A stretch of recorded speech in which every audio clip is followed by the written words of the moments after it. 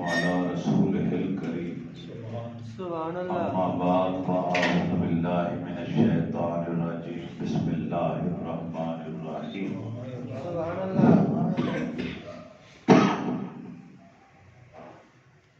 والذي جاء بالصدق وصدق به أولئك هم المتقون سبحان اللہ صدق الله العظيم حاضرین محترم، آج جماعت الاول کی 28 تاریخ ہے۔ ہو سکتا ہے کہ کل رات کو چاند نظر آ جائے تو جماعت الثانی شروع ہو جائے گا کل سے، جس کی نسبت حضرت ابو بکر صدیق رضی اللہ تعالی عنہ کے ساتھ۔ سبحان اللہ سبحان اللہ آپ کا یوم وصال اس ماہ مقدس میں ہے،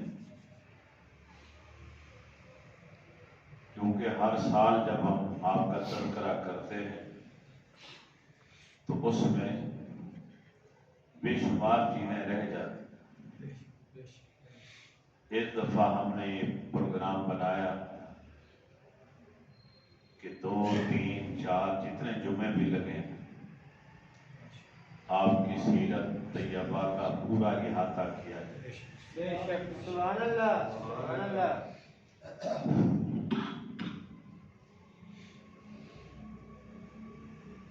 ہم پنجگانہ نماز ادا کرتے ہیں،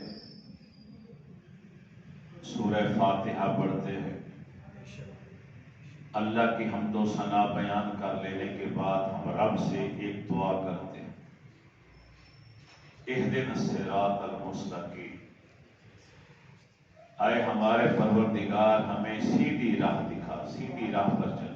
بے شک سبحان اللہ سبحان اللہ ہر نماز میں یہ سورہ فاتحہ پڑھتے ہیں تو یہ دعا مانگتے ہیں، صراط الذین انعمت علیہم۔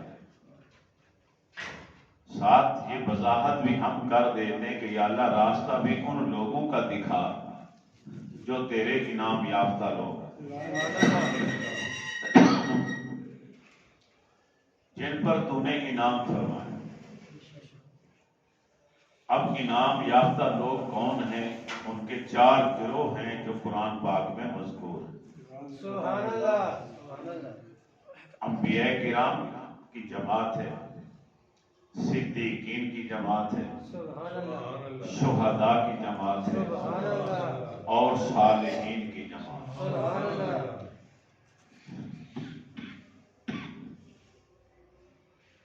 یہ 4 گروہ، یہ 4 جماعتیں ایسی ہیں جن پر اللہ تعالیٰ نے انعام فرمایا۔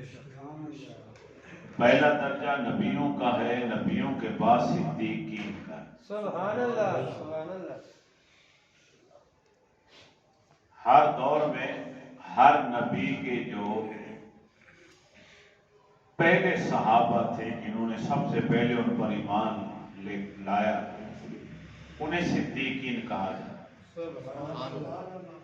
نبی علیہ السلام کی رات پر جنہوں نے ایمان لایا، کلمہ پڑھا، وہ سارے صدیقین۔ حضرت ابو بکر بھی صدیق ہے، حضرت عمر بھی صدیق ہے، حضرت عثمان بھی صدیق ہے، مولا علی بھی صدیق ہے، طلحہ زبیر بھی صدیق ہے، سعد و سعید بھی صدیق ہے، سارے سارے۔ لیکن افضل الصدیقین کہ اس امت کے صدیقین میں سے سب سے زیادہ افضل و اعلیٰ کون ہے؟ یہ پیارے نبی کی حدیث پاک ہے۔ آپ نے فرمایا یا عائشہ آنا سید المرسلین، سبحان اللہ سبحان اللہ سبحان اللہ میں تمام رسولوں کا سردار ہوں، بے شک سبحان اللہ و ابو کے افضل الصدیقین، اور تیرا باپ تیرا والد ابو بکر صدیقین میں سے سب سے زیادہ افضل ہے۔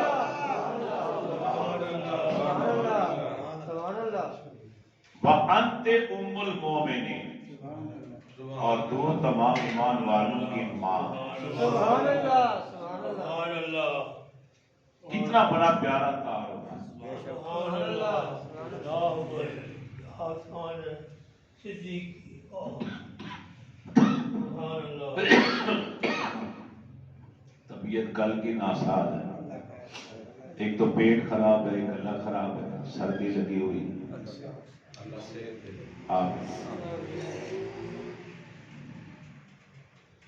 والد کا نام ابو قحافہ، عثمان نام ہے، ابو قحافہ کنیہ۔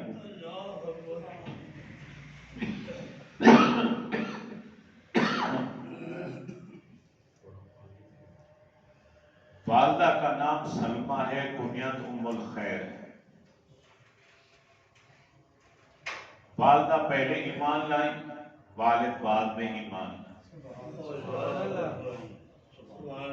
والد اور والدہ دونوں کا نسب چھٹی پشت پر جا کر نبی علیہ السلام کے پاک شجرہ نسب سے مل جاتا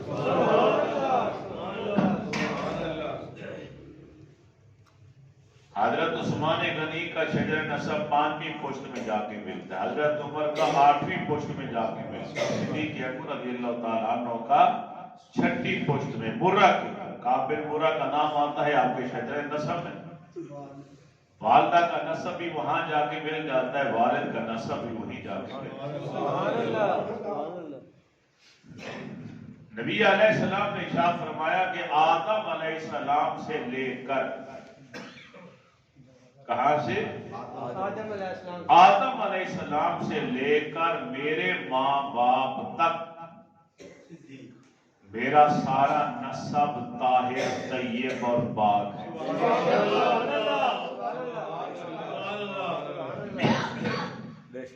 میری ولادت نکاح کے ذریعے ہوئی، اور جتنا میرا شجرہ نسب ہے سب کا سب نکاح کے ذریعے، اور میں تم میں سب سے زیادہ اعلیٰ نسب والا ہوں اور بہترین۔ تو آپ کا شجرہ نسب آدم علیہ السلام سے چلا، تو آپ کا شجرہ کہتے ہیں درخت، مقدس پاک درخت، تو 6ٹھی شاخ پر جا کر صدیق اکبر کے والد کا بھی اسی پاک درخت سے رشتہ جڑ جاتا ہے، اور اما جان سلمہ کا بھی اسی پاک درخت سے۔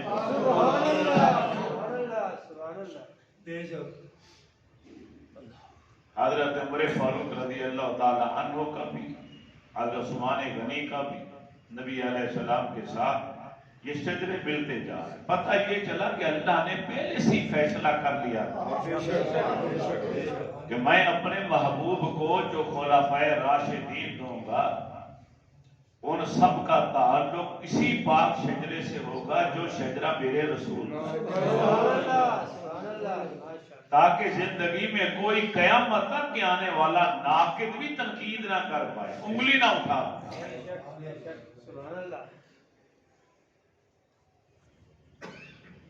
علم، تحمل، حوصلہ، بردباری، فہم، فراست صدیق اکبر میں کوٹ کوٹ کے بھری۔ آپ کے والد ابو قحافہ مکہ میں معزز ترین لوگوں میں شامل ہیں۔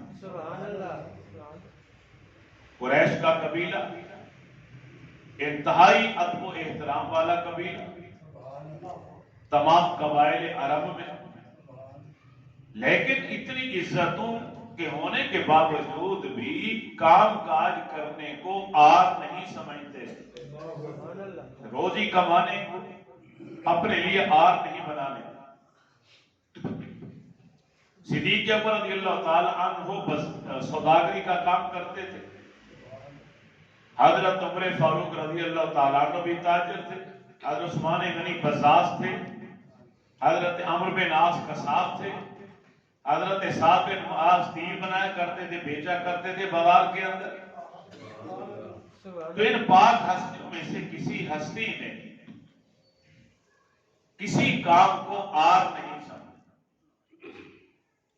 زمانہ جاہلیت میں عرب قبائل نے فیصلہ کیا اگر کوئی شخص ناحق قتل کر دیا جائے تو اس کے خون بہا کا فیصلہ ابو قحافہ کا بیٹا یعنی صدیق اکبر رضی اللہ تعالیٰ عنہ کرے۔ پورے مکہ دیت کا فیصلہ، خون بہا کا، قصاص کا فیصلہ کوئی اور نہیں کر سکتا، ابو بکر کرے۔ سبحان اللہ۔ آپ کی والدہ کے ہاں جو بچے پیدا ہوتے تھے وہ فوت ہو جاتے تھے، زندہ کوئی نہیں رہتا۔ ماں ام الخیر نے نظر مانی، یا اللہ اب اگر تو مجھے بیٹا عطا فرمائے گا تو میں اس کا نام کعبے کے اوپر رکھوں گی، عبد الکعبہ رکھوں گی اور اسے کعبے کے لیے وقف کر دوں گا۔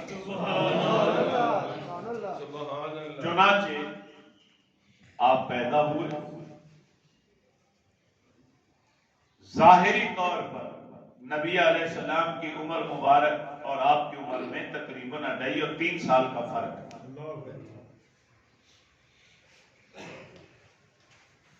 تو پیدا ہوئے تو ماں نے نظر کے مطابق آپ کا نام عبد الکعبہ رکھا، کعبے کا بھائی۔ 37 سال کی عمر میں جب کلمہ پڑھا تو میرے نبی نے آپ کا نام بدل کر عبداللہ رکھا۔ آپ کا ذاتی نام عبداللہ ہے، مگر شہرت ملی آپ کی کنیت کو، آپ کے لقب کو۔ کنیت ابو بکر ہے، لقب صدیق ہے، اس کو شہرت دوام ملی۔ آج بہت کم لوگ ہیں جو آپ کے اصلی نام کو جانتے ہیں، زیادہ تر لوگ آپ کو حضرت ابو بکر صدیق کہتے ہیں۔ ابو بکر کا مطلب ہے سب سے پہل کرنے والے، سبحان اللہ۔ ایمان لانے میں سب سے پہلا نمبر آپ کا۔ سبحان اللہ، سبحان اللہ۔ کسی نے کہا حضرت زید لائے، کسی نے کہا حضرت خدیجہ الکبریٰ ایمان لائے، کسی نے کہا مولا علی نے پہلے کلمہ پڑھا۔ ہم حنفیوں کے امام اعظم ابو حنیفہ رحمۃ اللہ تعالی علیہ نے فرمایا یہ سارے قول سچ ہیں، ان میں آپ نے تطبیق پیدا کی، ربط پیدا کی۔ فرمایا 4 ہستیاں وہ ہیں جنہوں نے سب سے پہلے کلمہ پڑھا۔ مردوں میں سب سے پہلے حضرت ابو بکر صدیق نے کلمہ پڑھا، عورتوں میں سیدہ خدیجہ الکبریٰ نے پڑھا، بچوں میں مولا علی نے پڑھا اور غلاموں میں حضرت زید نے۔ 1,24,000 کے قریب صحابہ، کسی صحابی کا نام قرآن میں نہیں آیا، مگر حضرت زید جو غلام تھے ان کا نام قرآن پاک میں بھی موجود ہے۔ یہ وہ صحابی ہیں جن کو یہ اعزاز ملا کہ ان کا اسم گرامی بھی قرآن پاک کے اندر ہے اور ان کی سٹوری کہانی بھی قرآن پاک کے اندر موجود ہے۔ 1,24,000 کے قریب صحابہ کرام، مگر یہ منفرد اعزاز ڈگری سند صرف حضرت ابو بکر صدیق کے پاس ہے، کسی اور صحابی کے پاس نہیں کہ آپ 4 پشتوں سے صحابی۔ آپ کے والد ابو قحافہ عثمان جن کا نام ہے وہ صحابی رسول ہیں۔ فتح مکہ کے موقع پر جب مکہ فتح ہو گیا تو اپنے بوڑھے والد کو حضرت ابو بکر لے کر نبی علیہ السلام کی بارگاہ میں حرم پاک میں آئے۔ نبی علیہ السلام نے جب دیکھا تو از راہ شفقت آپ نے جملہ ارشاد فرمایا، اے ابو بکر تم نے اپنے صحیح والد کو کیوں تکلیف دی، یہاں نے ہمیں کہہ دیا ہوتا ہم خود تیرے گھر چل کر آ جائیں۔ صدیق اکبر رضی اللہ تعالی عنہ گویا ہوئے یا رسول اللہ صلی اللہ علیہ وسلم آج میرے باپ کا چل کر آپ کی بارگاہ میں آنا ہی بہتر تھا، اس لیے میں لے کر آیا۔ بوڑھے ضعیف تھے، بال سفید تھے، داڑھی۔ نبی علیہ السلام کے سامنے بیٹھ کے آپ نے اپنا ہاتھ ان کے سینے پر دیا۔ وہ خود کہتے کہ اگر تھوڑی بہت اسلام کے خلاف کوئی ذرا بار بھی کوئی خلش تھی میرے سینے کے اندر تو جو ہی آپ نے نبوت والا ہاتھ پھیرا وہ بھی دور ہو گیا۔ فوراً حضرت نے یا رسول اللہ دیر نہ لگائیے کیونکہ زندگی کا بھروسہ کوئی نہیں کہ کس سانس میں انسان ٹوٹ جائے، فوراً کلمہ پڑھے۔ تو والد محترم نے فتح مکہ کے موقع پر کلمہ پڑھا اور صحابی رسول بنے. 97 سال کی عمر میں آپ کا انتقال ہوا. آپ کے والد حضرت عثمان المعروف حضرت ابو قحافہ رضی اللہ تعالیٰ عنہ. تو والد بھی صحابی ہیں. والدہ حضرت سلمہ ام الخیر جن کی کنیت وہ بھی صحابیہ ہے.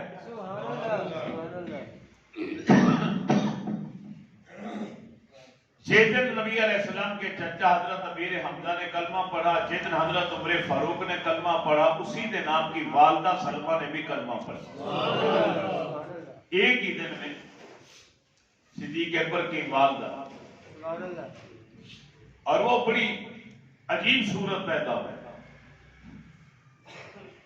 39 کے قریب مسلمان کلمہ پڑھ چکے. 39. سبحان اللہ. تو انہوں نے نبی علیہ السلام کی بارگاہ میں التجا کی کہ آقا اب میں اپنا ایمان چھپا نہیں سکتا، اس کا اظہار بھی کرنا چاہتا ہوں اور دین کی تبلیغ بھی کرنا چاہتا ہوں اور حرم پاک میں کرنا چاہتا ہوں. اللہ کے محبوب نے خاموشی اختیار فرمائی. پھر تھوڑا سا فرمایا ابو بکر صبر کر لو. جب بار بار اصرار ہوا فرمایا چلو. حرم پاک کے اندر 39 مسلمان صحابہ کرام بھی بیٹھ گئے. نبی علیہ السلام بھی تشریف فرما ہے. قریش کا مجمع بھی سامنے ہے. حضرت ابو بکر صدیق رضی اللہ تعالیٰ عنہ کھڑے ہوئے اور اپنے دین کا، اپنے کلمے کا، ایمان کا اعلان بھی کیا اور لوگوں کو دین کی تبلیغ بھی کی. سبحان اللہ. سبحان اللہ. اس کا نتیجہ کیا ہے؟ چاروں طرف سے کفار نے مسلمانوں پہ حملہ کر، بالخصوص عتبہ نے صدیق اکبر رضی اللہ تعالی عنہ پر اس قدر تشدد کیا کہ آپ کا چہرہ زخمی ہو گیا اور آپ بے ہوش ہو گئے. آپ کے قبیلے والے بنو تیم کو پتا چلا، وہ دوڑے چلے. انہوں نے آگے مدد کی اور صدیق اکبر رضی اللہ تعالیٰ نے اٹھایا اور گھر لے گئے. یقین تھا کہ آپ مثال کرنا. اس قدر تشدد کیا گیا اسلام کی خاطر. اسلام کی خاطر سب سے پہلا تشدد صدیق اکبر نے برداشت. آسان لفظوں میں کہوں کہ سب سے پہلا کلمہ پڑھنے والا بھی یہی اور سب سے پہلے اسلام کے لیے مار کھانے والا بھی. ابھی والد بیٹھے ہیں، ساتھ رشتہ دار بیٹھے ہیں، آپ ہوش میں. رشتہ داروں نے پوچھا کیسا محسوس کرتے ہیں آپ؟ فرمایا مجھے چھوڑو، مجھے یہ بتاؤ میرے رسول کا کیا.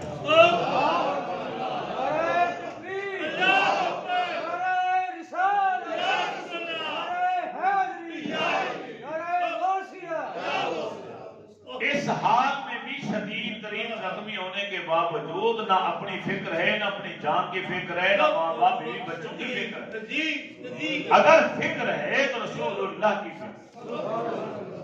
خاندان والے اٹھ کے چلے گئے کہ اب ہم نے اس کا ساتھ نہیں دیا. آپ نے والد سے پوچھا، والد نے کہا بیٹا مجھے نہیں معلوم. والدہ سے پوچھا، اما حضرت سلمہ فرمانے لگی، آنکھوں میں آنسو تھے، بیٹے کا ہاتھ سامنے تھا، بیٹا ہم نہیں جانتے. اتنے میں حضرت عمر رضی اللہ تعالی عنہ کی ہمشیرہ جو پہلے کلمہ پڑھ چکی تھی ام جمیل وہ آ گئی. انہوں نے جب سنا صدیق اکبر کہ اس قدر تشدد ہوا آپ کے اوپر دین کی خاطر، اس حال دیکھنے کے لیے چلی آئی، آ کے پاس بیٹھ. صدیق اکبر رضی اللہ تعالی عنہ جانتے تھے کہ یہ کلمہ پڑھ چکی ہے، تو ان سے پوچھا میرے کریم آقا کا کیا حال ہے؟ انہوں نے دائیں بائیں دیکھا کہ اس کے کافر ماں باپ بیٹھے، اب ان کے سامنے کیا بتاؤں، کہیں یہ جا کے کافروں کو نہ بتا دیں. تو صدیق اکبر رضی اللہ تعالیٰ عنہ فرمانے لگے آپ بلا جھجک بتا دیجئے یہ میری ماں اور میرا باپ ہیں، ہمارے راز کو راز رکھیں. اگرچہ حالت کفر پر ہیں، کافر ہیں، لیکن مجھ سے بے پناہ پیار کرتے ہیں. جمیل کہنے لگی کہ الحمدللہ سرکار خیریت سے۔ دار ارقم میں صفا پہاڑی جس سے ہم سعی کو شروع کرتے ہیں، وہاں اس کے ساتھ ہی مکان تھا حضرت ارقم رضی اللہ تعالیٰ عنہ صحابی رسول۔ آج تک تمام تبلیغی سرگرمیاں اور ایمان لانے والے یہیں آتے تھے، یہیں کلمہ پڑھتے تھے، یہ مرکز تھا تبلیغ۔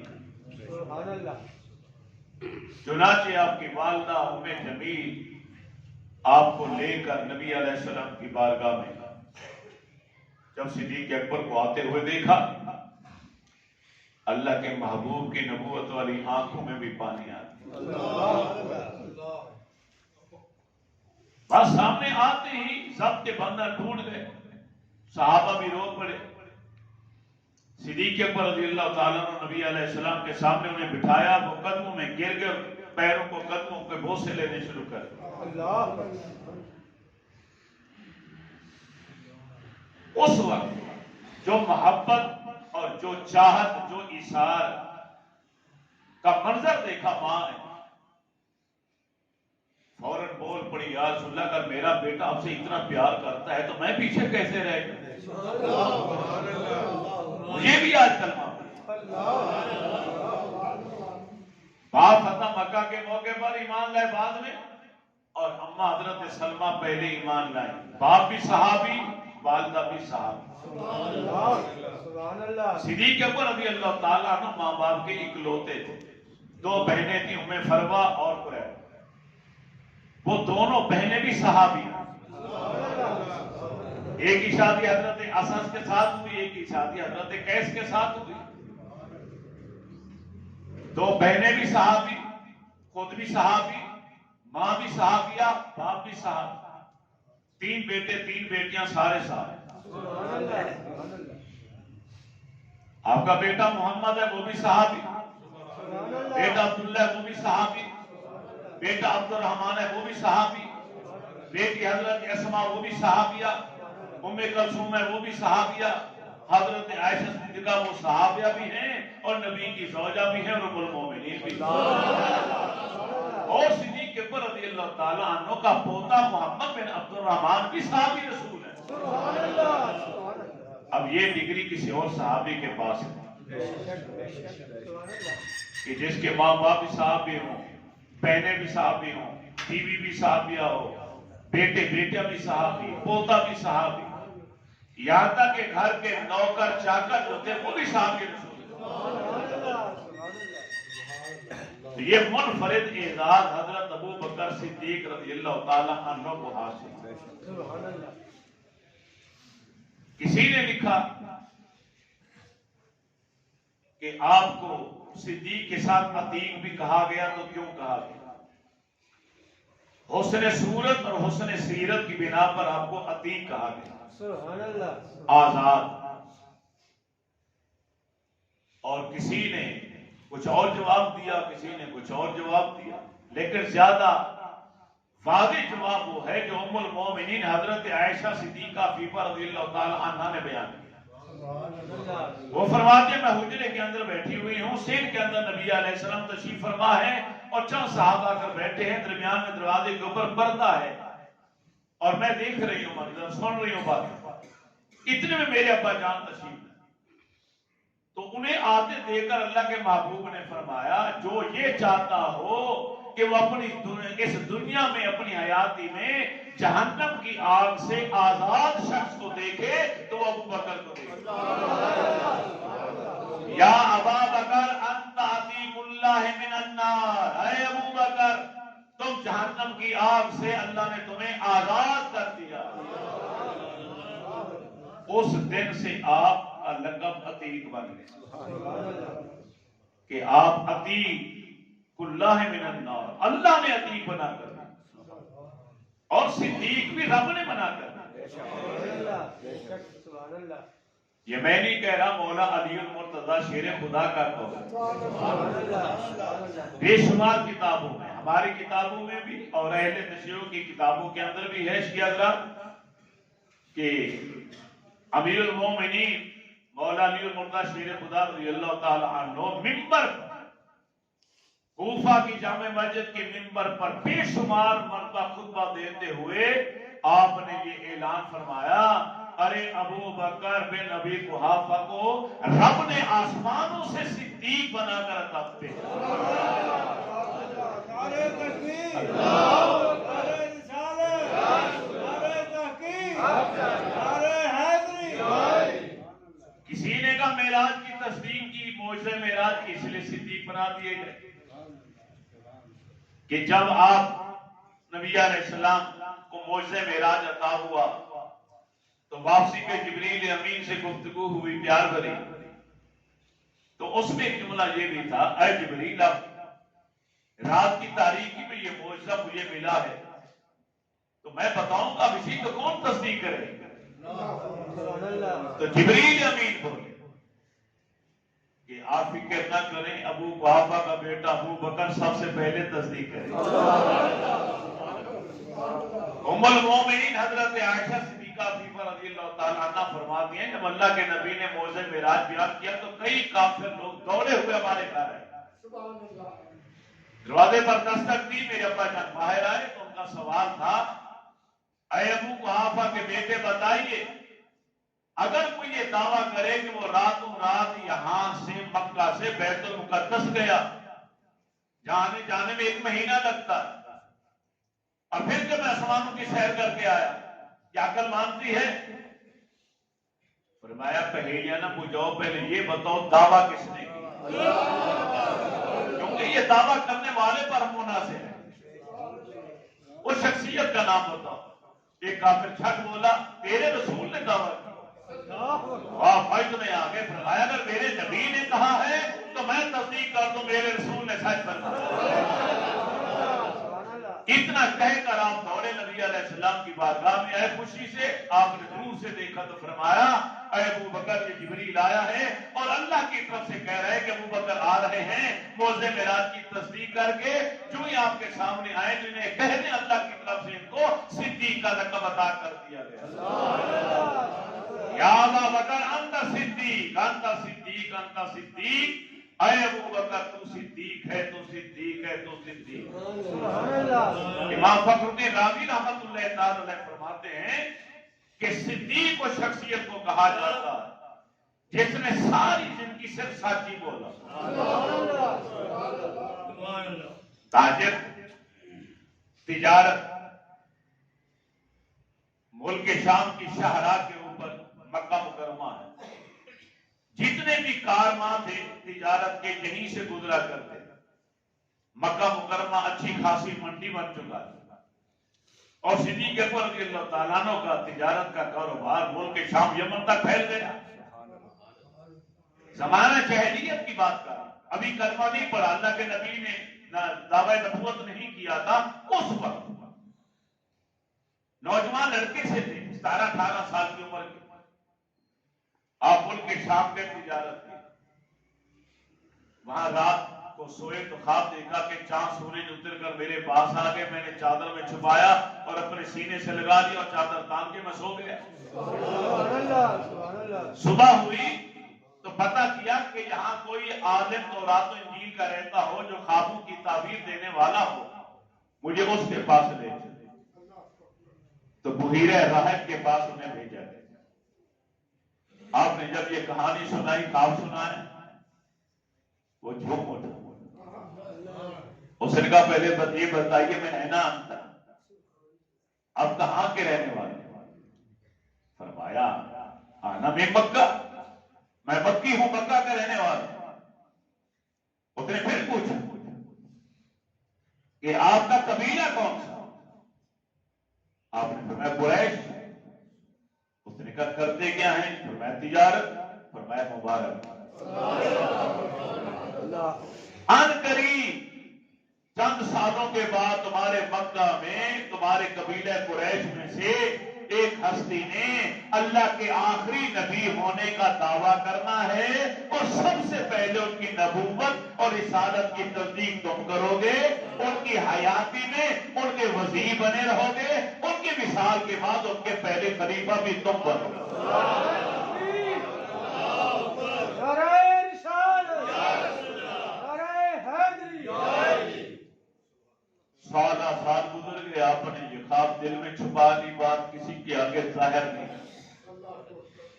کئی سالوں کے بعد جب سید آمنہ کے لال نے اعلان نبوت فرمایا اور کسی نے آ کے صدیق اکبر کو بتایا، یارانہ دوستانہ پہلے سے تھا، رفاقت پہلے سے تھی، نبی علیہ السلام کے جگری یار تھے، یہاں تک کہ اما سیدہ خدیجہ الکبریٰ رضی اللہ تعالی عنہا کے ساتھ نبی علیہ السلام کا جو نکاح ہوا، شادی ہوئی، اس میں بھی وسیلہ درمیان میں صدیق اکبر سے رضی اللہ تعالی، پرانا یارانہ، پرانی رفاقت۔ اب جب کسی نے اطلاع دی کہ تمہارے جگری یار نے نبی ہونے کا اعلان کر دیا، فوراً دوڑے چلے آئے نبی علیہ السلام کی بارگاہ۔ حضرت سیدہ خدیجہ الکبریٰ رضی اللہ تعالی عنہا کا گھر جو مروہ دروازے کے باہر نکلے تو آج کل گراؤنڈ ہے، یہاں پہ 2 منزلہ مکان تھا، اللہ کے نبی یہاں پر تشریف فرما آ کے دستک دی، کریم آقا علیہ السلام باہر تو آ کے عرض کرتے ہیں کہ مت دلیل والا ما تدعا یا محمد صلی اللہ علیہ وسلم، کیا دلیل ہے آپ کے دعوے کی؟ آپ نے دعویٰ کیا، سنا ہے آپ نے دعویٰ کیا کہ میں اللہ کا نبی و رسول ہوں، معجزہ دکھلائیے کہ آؤں میں اسلام میں، معجزہ دکھلائیے کہ آؤں میں اسلام میں، معجزہ دکھلائیے کہ آؤں میں اسلام میں، کیا وہ کم ہے معجزہ دیکھا جو ملک شام میں۔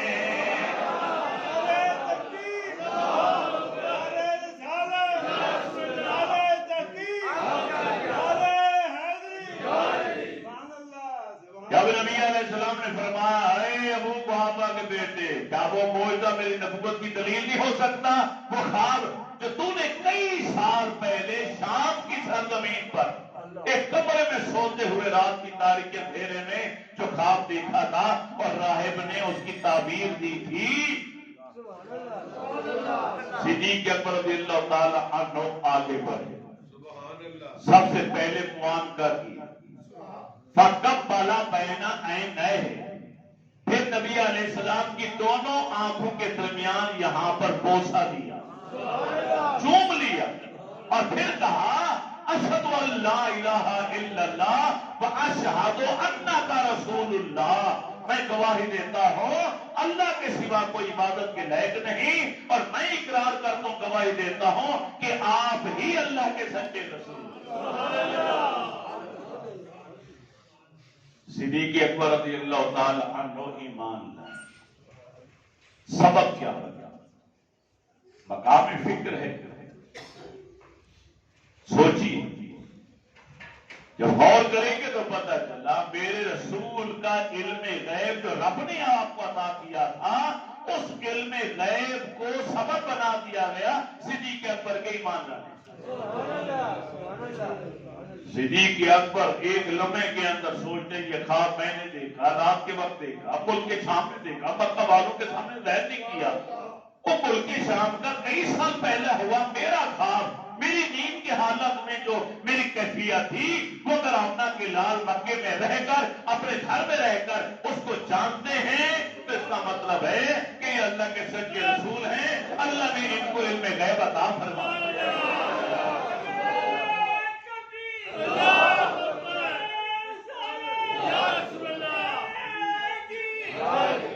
بے شمار صحابہ جنہوں سے میرے نبی کے علم کو دیکھا اور کلمہ پڑھا۔ نبی علیہ السلام کے چچا حضرت عباس رضی اللہ تعالیٰ عنہ چچا اور بڑے عاشق تھے میرے نبی، بہت عشق، عمر میں بڑے۔ ایک دن کسی نے پوچھ لیا عباس بتائیے بڑے آپ ہیں یا اللہ کے رسول ہیں؟ فرمایا پیدا میں پہلے ہوا ہوں لیکن بڑے تو آپ ہی ہیں، میری ولادت پہلے ہو گئی لیکن بڑے آپ۔ جب یہ قیدی بنا لیے گئے، انہیں گرفتار کر لیا گیا، نبی علیہ السلام کے سامنے لایا گیا اور فیصلہ ہوا کہ بھی کفارہ ادا کرو، جرمانہ ادا کرو، رہا ہو جاؤ. تو انہوں نے کیا کہا، میرے پاس تو کچھ ہے نہیں دینے کے. جبکہ مکہ سے جب چلے تھے تو ان کے پاس سونا چاندی کا اتنا ڈھیر تھا، گھر کے سین کے اندر گڑا کھودا، بیوی کو ساتھ بٹھایا، اس کے اندر دفنا دیا، اوپر مٹی ڈال دی اور بیوی سے کہا یہ مجھے علم ہے یا تجھے علم ہے، اگر میں مارا جاؤں تو پھر یہ تیرے اور تیرے بچوں کے کام آئے گا، اور اگر میں بچ کے آ گیا تو پھر نکالنے کے خود استعمال کریں. اب مکہ میں حضرت عباس کے گھر میں حضرت عباس کی بیوی ام الفضل اور حضرت عباس دونوں آپس میں بیٹھ کے دفنا تھے. جب نبی علیہ السلام کی بارگاہ میں مدینہ طیبہ میں انہوں نے یہ عہد کیا کہ میں تو کنگال ہوں، میرے پاس تو ہے کچھ نہیں، اللہ کے رسول مسکرائے، فرمایا چچا جان ادھر آئیے. جب قریب ہے تو ان کے کان میں کچھ کہا. حضرت عباس کہتے ہیں بھتیجے پہلے کلمہ پڑھیں، اب دیر نہیں کرنی. اپنے غلامی کا بدلہ میرے گلے میں ڈالیے. پوچھا گیا عباس کیا ہوا؟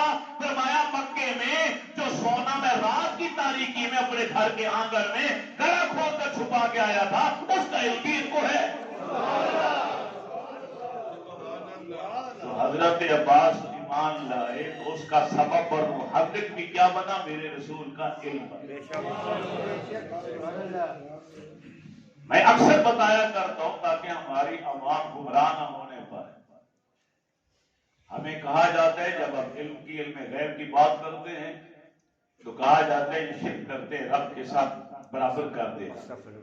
اس لیے میں یہ جملہ اکثر بولا تھا کہ رب العالمین کا علم اور ہمارے رسول کا علم جب ان کا تقابل کیا جائے گا، موازنہ کیا جائے گا، تو اس میں نسبت تناسب یہ بنے گا کہ اللہ کا علم سمندروں سے بھی زیادہ ہے اور اللہ کے مقابلے میں ہمارے رسول کا علم ایک قطرے سے بھی کم ہے. یہ اہل سنت کا عقیدہ.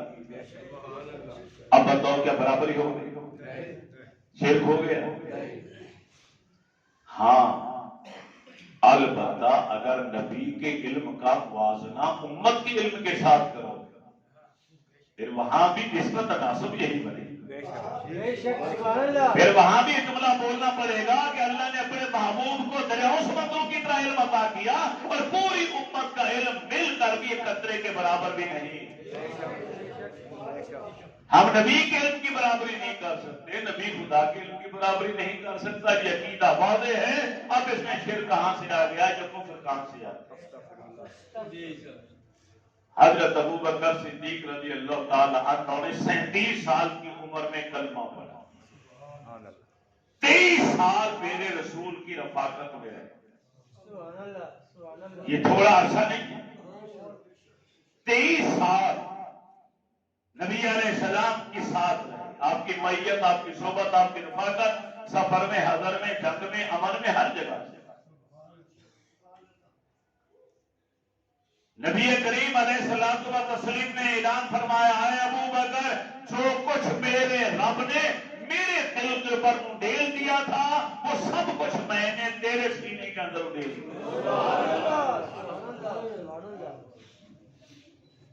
بڑا بدبخت ہے وہ انسان جو اللہ سے پیار کرے، اللہ کے رسول سے پیار کرے، رسول اللہ کی آل اولاد سے پیار کرے اور پھر صدیق اکبر کو صدیق نہ مانے، جس کو میرے رب نے صدیق کہا.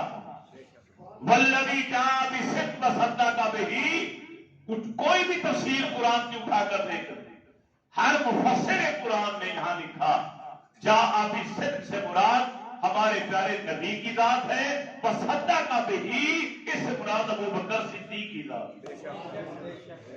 ایک مقام نہیں، کئی مقامات پر قرآن میں آیات صدیق اکبر کی شان میں اتری. یہودیوں کے ایک مدرسے میں چلے گئے، فخاص نامی عالم وہاں پہ موجود تھا. اس کی موجودگی میں آپ پہنچے اور آپ نے تقریر شروع فرما دی. میں یہودیوں تم نے تورات کو پڑھا ہے، تورات میں ہمارے رسول کا ذکر پاک ہے، آپ کے دین کا ذکر پاک ہے، یہی سچے رسول ہیں، یہی آخری رسول ہیں، لہذا میں تمہیں خبردار کرتا ہوں فوراً آپ پر ایمان لے آؤ، برائی چھوڑ دو، نیکی کی راہ اختیار کرو، زکات ادا کرو، نمازیں پڑھو، رب کو قرض حسنہ دو۔ جب اتنی باتیں ہوئی تو ان کا عالم فخاص بول پڑا، کہتے کیا کہا آپ نے؟ رب ہم سے قرضہ مانگتا ہے، ہم اس کو قرض حسنہ دیں؟ فرمایا ہاں، وَأَقْرِضُوا اللَّهَ قَرْضًا حَسَنًا۔ تو ہنس کے ایک تمسخر کے انداز میں جملہ بولا، کہتے پھر پتہ تو یہ چلا کہ ہم غنی ہیں اور آپ کا رب فقیر ہے، معاذ اللہ، غریب ہے تو ہم سے قرضہ مانگتا۔ اب رب کی شان میں اتنی معمولی سی گستاخی بھی غیرت صدیقی نے برداشت نہیں کی۔ آپ آگے بڑھے اور ایک تماچا اس کے منہ کے اوپر ایسا مارا وہ زمین پر جا گیا۔ فرمایا اگر ہمارا تمہارے ساتھ معاہدہ نہ ہوا ہوتا میں تیرا سر قلم کر دیتا۔ اب یہ کہہ کر وہاں سے چلے۔ اب انہوں نے پروگرام بنایا کہ موقع ہے صدیق کو نبی سے جدا کرنے کا، اور تفرقہ ڈالے۔ اپنے عالم کو یہودیوں نے ساتھ لیا، میرے نبی کی بارگاہ میں آ گئے اور آگے درخواست پیش کرنے مقدمہ دائر کر دیا کہ ہمارے مدرسے میں داخل ہو کر ہمارے عالم کو تقریر سے روک کر آپ کے یار غار سنی کے ابا نے اس کے منہ پر تھپڑ مارا، اس کی توہین کی بےعزتی کی۔ آپ نے فرمایا ابو بکر کو لے کر، ابو بکر صدیق کو لایا، فرمایا ابو بکر آپ نے اس کو تھپڑ مارا؟ جی ہاں یا رسول اللہ میں نے مارا۔ سچا مسلمان انکار نہیں کرتا، یا رسول اللہ میں نے مارا، اور اگر وعدہ نہ ہوتا میں اس کے ٹکڑے ٹکڑے کر دیتا۔ فرمایا کیوں مارا؟ یا رسول اللہ صلی اللہ علیہ وسلم اس نے میرے رب کی شان میں گستاخی، اپنے آپ کو اس نے غنی امیر دولت مند کہا، میرے اللہ کو فقیر کہہ دیا اس نے، میری غیرت ایمانی کہاں برداشت کر سکتی؟ اللہ کے نبی نے اس کی طرف دیکھا، وہ کہتے نہیں نہیں یہ جھوٹ بول رہے، میں نے نہیں ایسا کہا، بالکل یہ الفاظ ان کے اپنے میں نے نہیں کہا۔ اتنے میں جبریل علیہ السلام لقد سمع اللہ قول الذین قالوا ان اللہ فقیر ونحن اغنیاء، اللہ تعالیٰ نے یہ گفتگو خود سنی ہے کہ ان بدماشوں نے اللہ کو فقیر کہا اور اپنے آپ کو غنی کہا۔ صدیق سچا ہے، یہ جھوٹے۔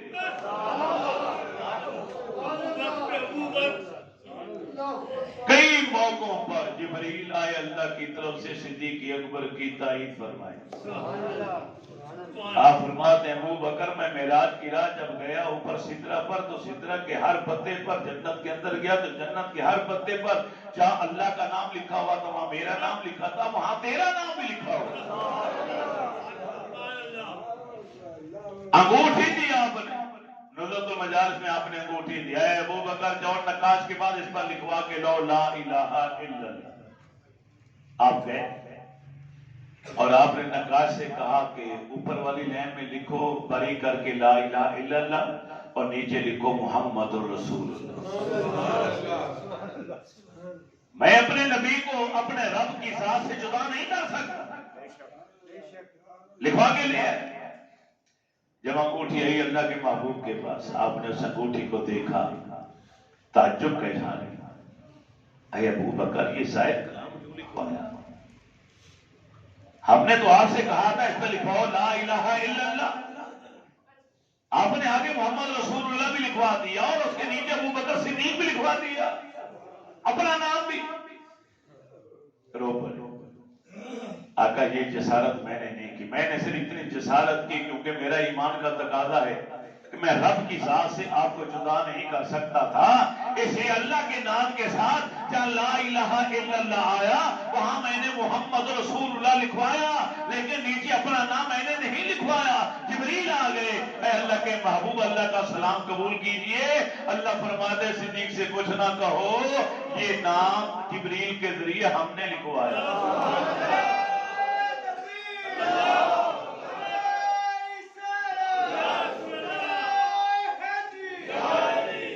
جب ابو بکر کا عشق اور ایمان ایسا ہے کہ رب سے اس کے حبیب کے نام کو جدا نہیں کرنا چاہتا، پھر رب کی محبت کا بھی تقاضا ہے کہ اپنے محبوب کے نام سے اپنے محبوب کے نام کو جدا نہیں۔ صدیق اکبر رضی اللہ تعالیٰ عنہ ان خوش نصیب انسانوں میں سے پہلے انسان ہیں جن کو دنیا میں ہی جنتی کہا گیا، جنت کا ٹکٹ ملا۔ عشرہ مبشرہ، عشرہ مانا 10، مبشرہ مانا جن کو بشارت دی گئی، جنت کی خوشخبری سنائی، اور میں پہلا نمبر صدیق اکبر رضی اللہ تعالیٰ عنہ۔ نبی علیہ السلام ایک باغ کے اندر تشریف فرما، کنویں کے اوپر منڈیر کے اوپر بیٹھے، اپنے قدم مبارک پاؤں مبارک لٹکا کے ایک غلام بیٹھا ہے دروازے کے پاس، اندر دروازہ بند کر کے کسی نے دستک، اس نے پوچھا کون؟ جواب ملا ابو قحافہ کا بیٹا ابو بکر صدیق کو۔ ٹھہری، قاصد نبی علیہ السلام کے پاس ہے، یا رسول اللہ ابو بکر صدیق آئے، فرمایا ہاں دروازہ کھول دو اور انہیں کہہ دو کہ اللہ کے رسول فرماتے ہیں تم جنتی ہے۔ یا اس مسلمان کی خوش نصیبی کا عالم کیا ہوگا جس کو اس کائنات کے سب سے سچے رسول کہیں کہ تو جنتی ہے اور جنتی میں کہہ رہا ہوں۔ کوئی شک کی گنجائش رہتی؟ صدیق اکبر رضی اللہ تعالیٰ عنہ آئے، آگے دائیں طرف اللہ کے نبی نے فرمایا یہاں بیٹھو۔ نبی علیہ السلام کے دائیں طرف آ کر اسی طرح بیٹھے اور اپنے پاؤں وہ بھی کنویں میں لٹکا لے۔ پھر دستک ہوئی، پوچھا کون؟ خطاب کا بیٹا عمر آیا۔ کہاں سے پھر دوڑ کے آیا، یا رسول اللہ عمر بن خطاب آیا، اور میں دروازہ کھولو، آنے کی اجازت دے دو اور ان کو بھی جنت کا ٹکٹ دے دو۔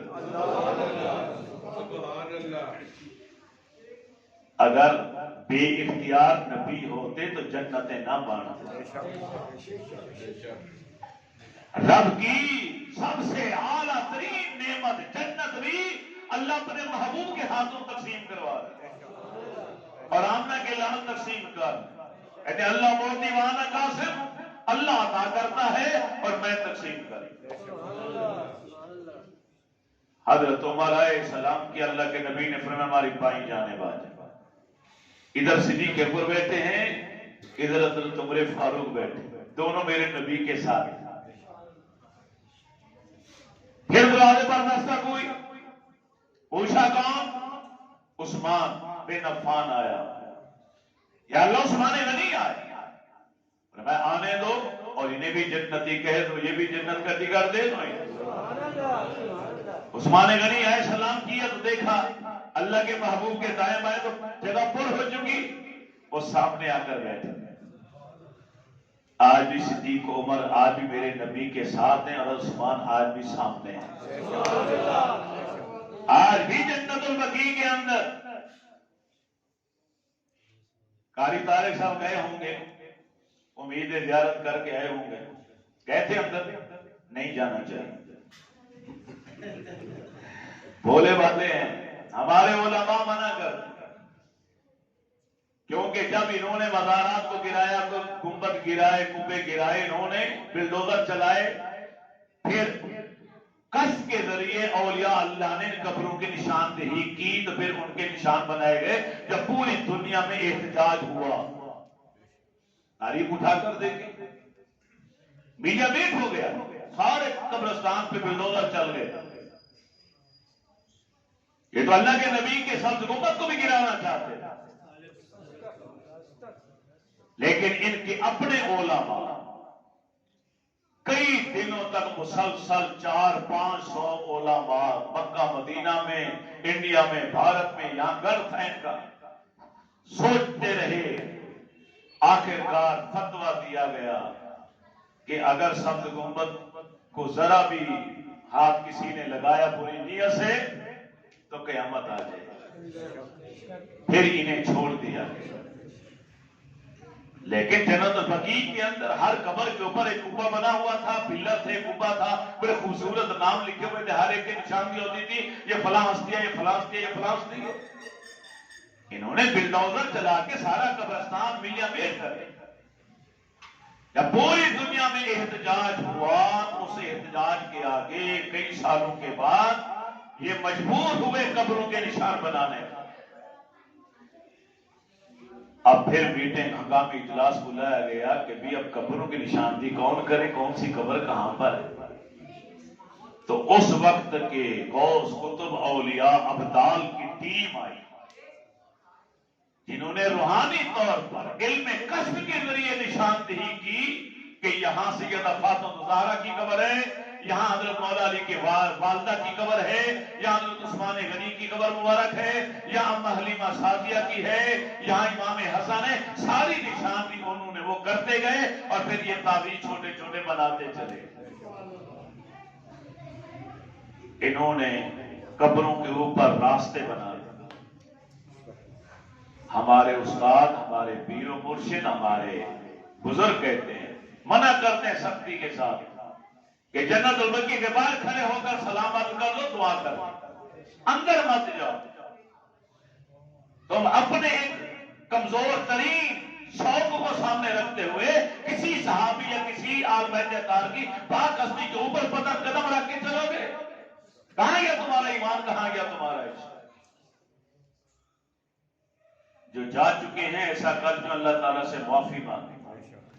جن کو اللہ دوبارہ لے جائے قبرستان کے اندر مت جائیے, گیٹ سے باہر کھڑے ہو کر دعا کر دیجیے ان کے اشارے ثواب کے لیے, تحائف پیش کر کے جائیے. ہمیں مہینہ 2 مہینے پہلے پتہ چل جاتا ہے کہ ہم جا رہے ہیں عمرے پر یا حج پر, ویزا لگ گیا, ہم احرام خریدنے میں اور دوسری شاپنگ کرنے میں لگ جاتا ہے. جبکہ ہمیں چاہیے کہ وہاں جانے کے لیے کروڑ مرتبہ درود شریف کا تحفہ لے کر جائیں. جس دن ویزا لگے تیاری اس دن سے درود پڑھنا شروع کر دیں, قرآن پاک کی تلاوت شروع کر دیں, کلمہ طیبہ پڑھنا شروع کر دیں, لاکھوں مرتبہ پڑھ لیں جانے تک. لیکن جب وہاں جائیں مکہ مکرمہ کے قبرستان جنت المعلا میں, وہاں بھی نبی علیہ السلام کی زوجہ محترمہ سیدہ خدیجہ الکبریٰ رضی اللہ تعالی عنہا کا مزار مبارک. نبی علیہ السلام کی آل بیت ہے, نبی علیہ السلام کا بیٹا ابراہیم ہے وہاں پر, پاک ہستیاں ہیں, اولیاء اور ابدال ہیں وہاں پہ. آپ کچھ تحائف ان کی بارگاہ میں پیش کریں. جب مدینے حاضری ہو تو درود پاک کے کروڑ مرتبہ پڑھا ہوا تحفہ اللہ کے نبی کی بارگاہ میں پیش کریں. اور جتنے قرآن پڑھ کر جائیں وہ جنت البقیع کے اندر جتنے صحابہ 10,000 سے زیادہ صحابہ رام فرما ہے ان کی بارگاہ میں جا کے یہ تحائف پیش کریں. یہ آتے ہیں تو ہم ان سے پوچھتے ہیں, ہاں بھی آئے ہو مکہ مدینے سے, ہمارے لیے کیا لے کر آئے ہو؟ اور جن سے پیار اور عقیدت محبت ہے کیا ان کی روح تقاضا نہیں کرتی ہوگی قاری طارق صاحب ہمارے لیے آئے ہو ہمارے پاس تو کیا لے کر آئے؟ تو کیا کہیں گے وہ کچھ نہیں لایا. کہاں گیا اس, کہاں کی محبت, اس کو محبت کا تقاضا. صدیق اکبر رضی اللہ تعالیٰ عنہ بھی اللہ کے نبی کے ساتھ آج بھی ساتھ, حضرت عمر رضی اللہ تعالیٰ عنہ آج بھی ساتھ. اور ایک قبر کی جگہ باقی ہے جہاں حضرت عیسیٰ علیہ السلام آئیں گے جب دنیا میں. ملک شام کی دمشق دارالخلافہ کی جامع مسجد کے بلند و بالا مینار پر ملائکہ ان کو آ کر بٹھا دیں گے, سبز لباس پہنا ہوگا اور غسل کر کے آئے ہوں گے, پانی کے قطرے گر رہے ہوں گے, ادھر نماز کا ٹائم ہوگا اور مصلی بچھ چکا ہوگا, امام و امامت والے مصلی پر آنے والا ہوگا کہ اوپر سے آواز آئے گی, ارے سیڑھی لاؤ اور ہمیں بھی نیچے اتار. حدیثوں میں پڑھ چکے تھے, علماء بیان کر چکے تھے, جو ہی آواز آئے گی اور سبھی لوگ دیکھیں گے تو پہلی نظر پڑتے پہچان جائیں گے کہ یہ اللہ کے نبی عیسیٰ ابن مریم ہیں. سیڑھی لائی جائے گی, آپ کو اتارا جائے گا, امامت والا مصلی پیش کیا جائے گا کہ آپ نبی ہیں, آئیے نماز پڑھائیے. آپ انکار کر رہے ہیں, فرمائیں گے نہیں, امامت اس امت کا حق ہے, میں تو تمہارے نبی کا امتی بن کر لایا گیا ہوں. عیسیٰ علیہ السلام ہمارے رسول کا کلمہ پڑھیں گے, ہمارے دین کی تبلیغ کریں گے, صلیب کو توڑیں گے, خنزیر کو ہلاک کریں گے, یاجوج و ماجوج کا خاتمہ ہوگا, 7-8 سال بادشاہت کریں گے, پھر آپ کا وصال ہوگا. تو نبی علیہ السلام کے پاک روضے میں جو جگہ باقی ہے وہاں آپ کی تدفین کا عمل پورا ہوگا. اللہ کے محبوب فرماتے ہیں قیامت والے دن جب ہم اٹھ کر آئیں گے تو میری دائیں طرف ابو بکر ہوں گے، بائیں طرف عمر ہوں گے، اور میرے پیچھے حضرت عیسیٰ علیہ السلام ہوں گے۔ شام سے ہم سب سے پہلے ہماری قبریں کھلیں گی اور سب سے پہلے ہم ہی زمین کے اوپر دوبارہ اٹھیں گے قیامت کی۔ میری دعا ہے اللہ رب العزت میری آپ کی حاضری قبول فرمائے۔ انشاءاللہ یہی موضوع چلے گا۔